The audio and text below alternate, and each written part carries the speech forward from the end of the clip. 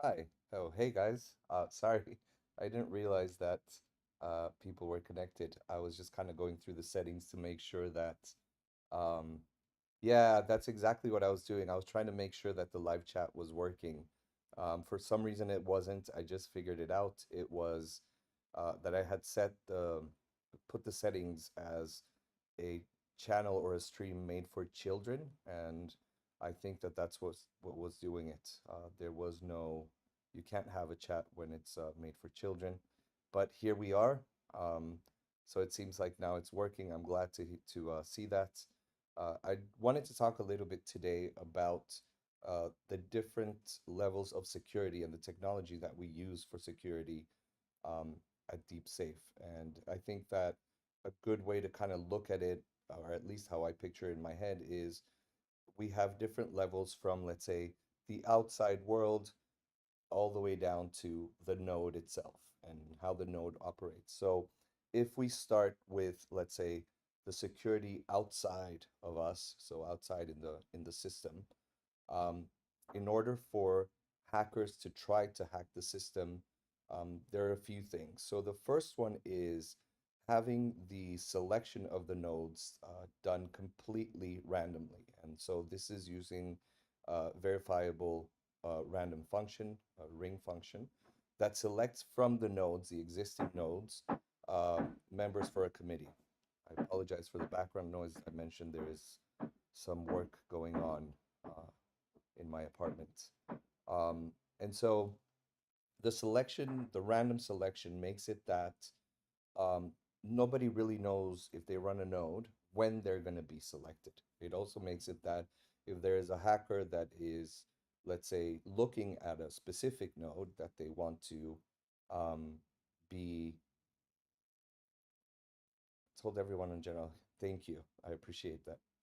Um, so when we have the selection of the nodes, if a, let's say, external party wanted to try and hack that node, they also wouldn't know when that node or if that node has been selected to form part of a committee.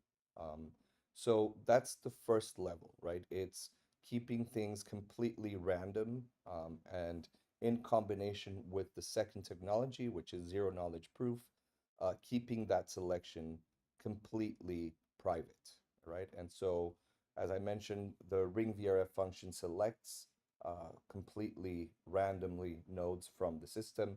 And then we have the zero knowledge proof. And what this does is, at a certain level, it doesn't allow for any nodes to know what's in any of the transactions that they are processing. It also keeps the identity of the nodes completely private. And so by having this zero knowledge proof, we know that we can select nodes that cannot be identified.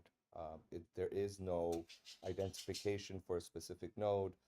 There is no way for anyone to know which nodes are part of a committee, which ones have been selected.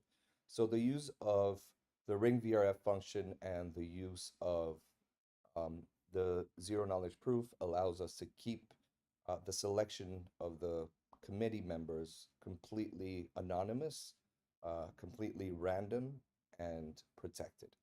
Now, if we go in a little bit deeper now inside of the system, one of the security risks would be the lack of continuity. So, what would happen if, let's say, a certain number of nodes are part of a committee and that committee has to act, but some nodes are offline or they are uh, they have been, let's say, banned or are restricted because of suspicious behavior? What happens with the validation of that transaction? And that's where you use multi-party computation. So in order for, let's say, a transaction to be validated, let's say it needs 7 confirmations. So what will happen in that case is the committee will have, let's say, 10 nodes. And so there is an extra number, we call redundancy, of nodes that are part of the committee. That way, if any of the other ones are missing or are not live, or like I said, for some reason are not being used by the system or allowed to process transactions by the system, then we have extra nodes that can step in and make sure that every transaction is processed in a timely manner. And so that helps us reduce any risk of continuity, any risk of, let's say, not having transactions validated or having any of the verification services that we provide be active. And so that is also very important. And then we have more protection, let's say, at the node level itself. So every node that is part of DeepSafe network has to have certain requirements, and they relate to security. They need to operate in what we call a trusted execution environment. And so what this means is that everything that's going on with the validation is done in a vacuum within that node. In other words, if the owner of the node tried to go in and tamper with a transaction, even tried to read it, they wouldn't be able to. And so that goes for not only the owner of the node, but let's say an external party that could try to hack the system. So we have a question. If a hacker is trying to hack a node and it gets compromised, how a CRVA is beneficial because out of 1,000 transactions, if any one transaction goes through that compromised nodes, then what happens? So actually, if any node, there is obviously ongoing security systems that are running. So if at any point a node is suspected of being compromised, what will happen is what I was mentioning with the multi-party computation. So that node will not be allowed to participate as a CRVA agent. And so that would make sure that that transaction does not go through a compromised node. However, let's also remember that there is redundancy. So it's not just one node that would check the transaction, it would be several nodes. And so in this case, what would happen, which is similar to how a blockchain works, is that there is consensus, right? So if this compromised node tried to uh, verify anything or try to put in wrong information into the system, it would be outvoted by the other nodes. And this would further land it, let's say, in a compromised position, right? Because we would be able to tell that that node voted against what the majority considered to be the truth. And so that node itself will be eliminated from being selected or from the potential candidates for being part of a CRVA. So I hope that answers your question.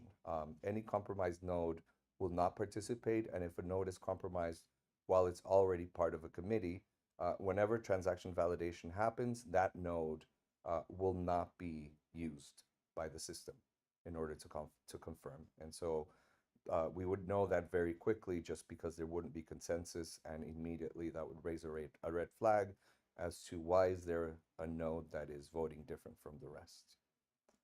So that is how we have, let's say, maintained and keep a robust security architecture. We make sure that external parties cannot hack the system, cannot hack the nodes themselves. And we also make sure that internal parties, so confirmed nodes like the one in the question that have gone rogue, we make sure that those nodes are eliminated from any validation operations. And we also make sure that, like I said before, not only external parties, but internal parties cannot hack any of the information that is being verified. And so by using zero knowledge proof and by using the trusted execution environment, really we make sure that a node doesn't know, A, that they are part of a committee, B, that they are confirming a transaction, and C, what's in the transaction or transactions that they might be trying to verify. So even if they tried to, let's say, go into the trusted execution environment and somehow succeeded, the content that they would see would be completely encrypted. And so that keeps the integrity of the information, just to make sure that um, there is no problems with the nodes. So today it was a quick uh, stream, but I just wanted to jump on here and let you guys know that I'm still around and that we will be having these streams regularly, as we had mentioned. Now, for me, It is Thursday at 2 p.m. The previous stream was yesterday, so Wednesday at 11 a.m. And the other stream is Mondays at 11 a.m. Now, that's Australia Eastern Standard Time, so Sydney time. So yours might be a little bit different, but if you're interested, that will be the new schedule for the streams. So thank you for those who have joined. I look forward to seeing you on a regular basis. And of course, if you have any questions,